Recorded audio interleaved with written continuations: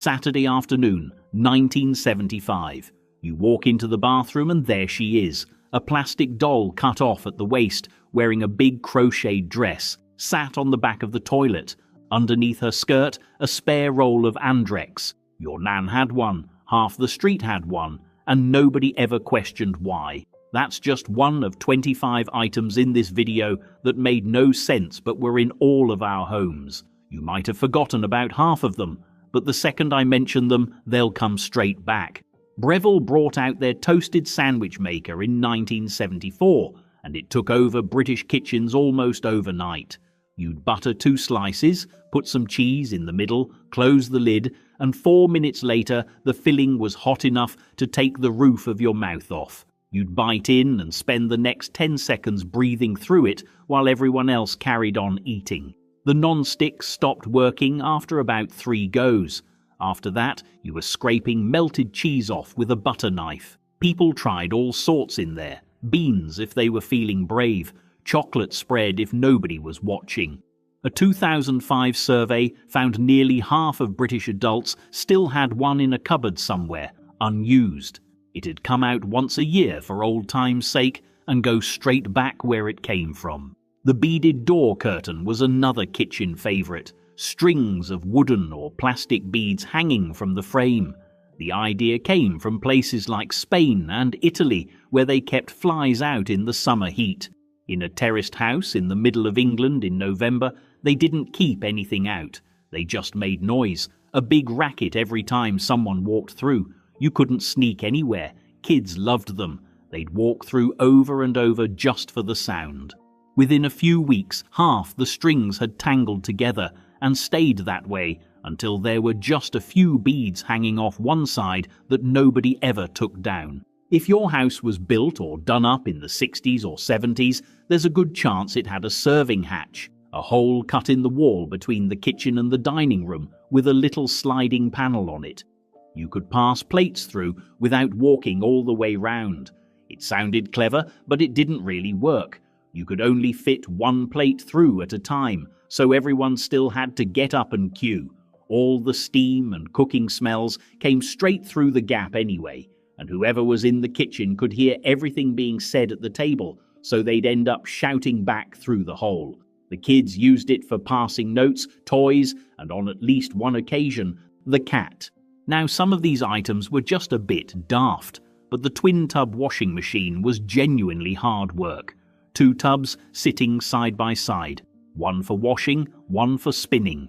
You filled the wash tub yourself, added the powder, waited for it to finish, and then lifted each soaking wet item out with a pair of wooden tongs and moved it across into the spinner.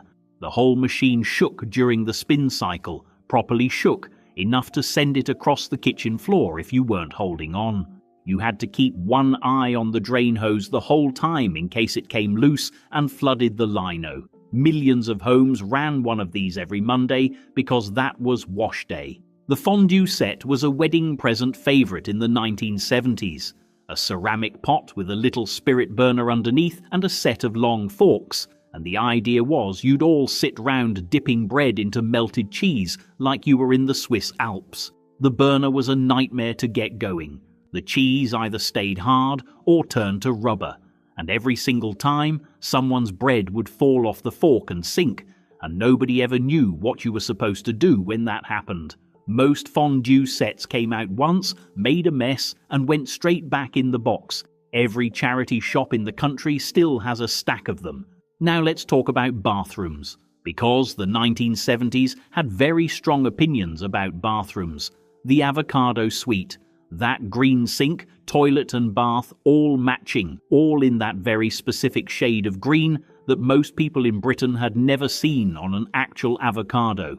In the early 70s, it was the thing to have. You'd pair it with brown carpet on the floor and some gold-coloured towels, and you thought you'd really done something. But by the 90s, estate agents were telling people to rip them out before viewings. Funny thing is, original suites are going for good money at salvage yards now. People want them back. And while we're in the bathroom, the carpet. Yes, British homes put carpet in the bathroom. Thick carpet, wall to wall, all around the toilet, right up to the bath. Houses were cold, no central heating in a lot of homes. Stepping out of the bath onto bare lino in January was miserable, so carpet felt like the answer. The problem was obvious to everyone except the people fitting it. The area around the base of the toilet stayed permanently damp. You couldn't see what was growing underneath, but after a while you could smell it. Shake and vac helped for about 10 minutes. Tiles were right there the whole time, but no, we went with carpet. The Goblin Teas Maid, an alarm clock with a built-in kettle and teapot that sat on your bedside table. When the alarm went off, it boiled the water, filled the pot, and your tea was ready before you'd opened your eyes. That was the idea. What actually happened was it hissed and gurgled and spat steam across the bed while you tried to sleep through it. The tea sat in the pot too long and went bitter. The ceiling above got damp. By the 1980s, it had become one of those prizes on Bullseye that nobody really wanted to win. But at the time, they were in bedrooms all over the country. Back to the floors for this one. That deep, thick shag pile carpet in colours like burnt orange, dark brown, olive green, and a sort of rusty red. It went into living rooms all through the late 60s and 70s. Walking across it barefoot was genuinely soft and warm, and that was about where the good news ended. Anything you dropped disappeared. Coins, pen lids, earrings, bits of food, swallowed up. The vacuum barely made a dent unless you had something powerful. And even then the pile just folded over and hid whatever was underneath. When people finally pulled it up in the 80s, they found years' worth of lost things buried in there.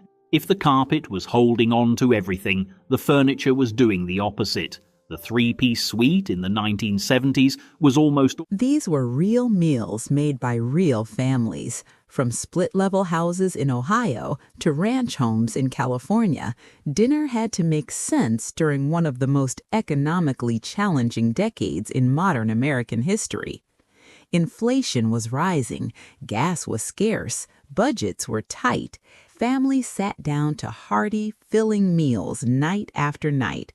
So let's dig into 25 ground beef classics that quietly kept America fed through the inflation crisis, gas shortages, and the turbulence of the early 1970s.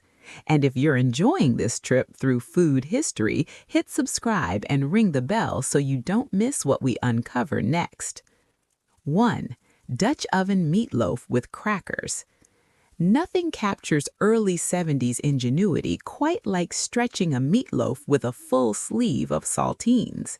Between 1972 and 1974, beef prices jumped nearly 40% after herd reductions and price controls under President Nixon created unintended chaos.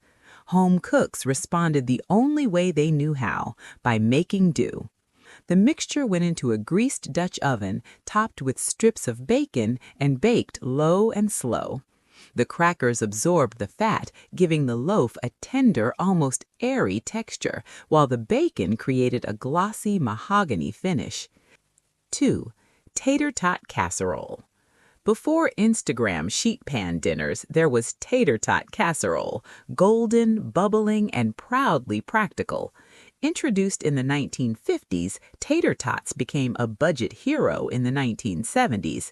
A single bag could top an entire casserole and feed 6 people. Ground beef browned with onions formed the base. Cream of mushroom soup mixed with sour cream added creaminess. Cheddar melted across the top. Then came the frozen tots, lined up neatly before heading into the oven. 40 minutes later, you had crispy potatoes on top and creamy, savory filling underneath. 3. Sloppy Joes. Sloppy Joes hit their cultural peak in the early 70s. With 1 pound of ground beef and an inexpensive can of sauce, dinner was handled. Brown the beef, stir in the sauce, simmer, and pile it high onto soft white buns. Sweet, tangy, and unapologetically messy, it was kid favorite and parent lifesaver. No complicated prep, no expensive ingredients, just working class fuel served in front of the television. 4. Beef tacos. The early 70s marked America's first big mainstream embrace of Tex-Mex flavors. Taco kits made exotic food feel accessible.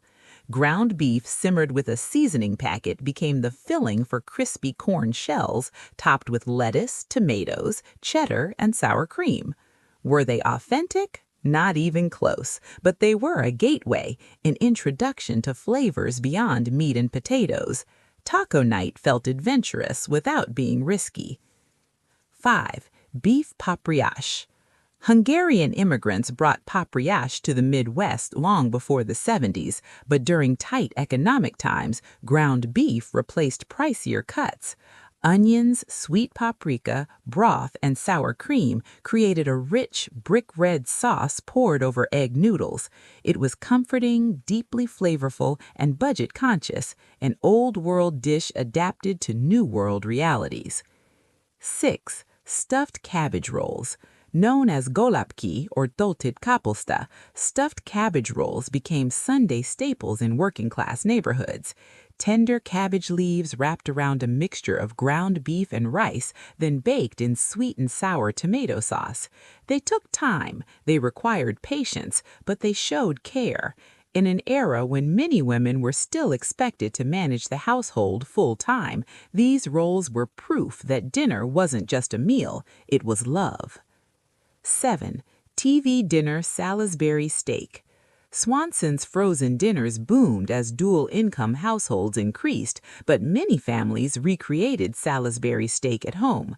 Ground beef patties mixed with breadcrumbs and onion soup mix were pan-fried, then smothered in brown gravy.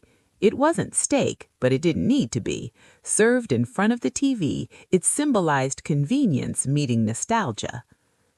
8. Calico beans. A potluck favorite, calico beans combined ground beef, bacon, and several types of beans in a sweet, sticky sauce made from ketchup, brown sugar, mustard, and molasses. It baked into something rich, smoky, and deeply satisfying. Cheap ingredients, big flavor, perfect for feeding a crowd. 9. Johnny Marzetti. This baked pasta casserole, ground beef, egg noodles, tomato sauce, and layers of cheese was a Midwestern legend.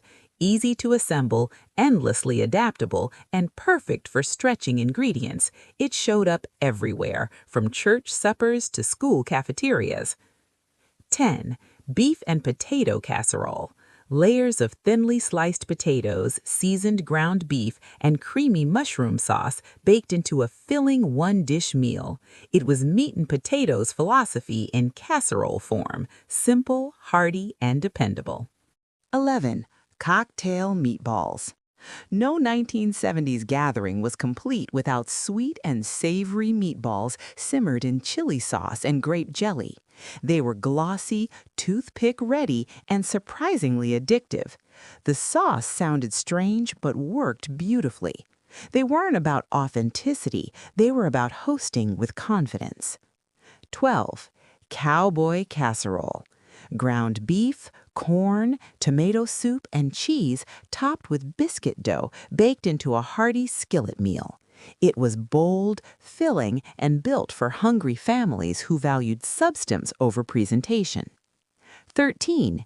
Beef and rice skillet. One pan, ground beef, rice, vegetables, broth.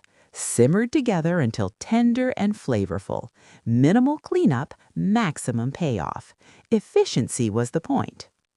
Hamburger stew.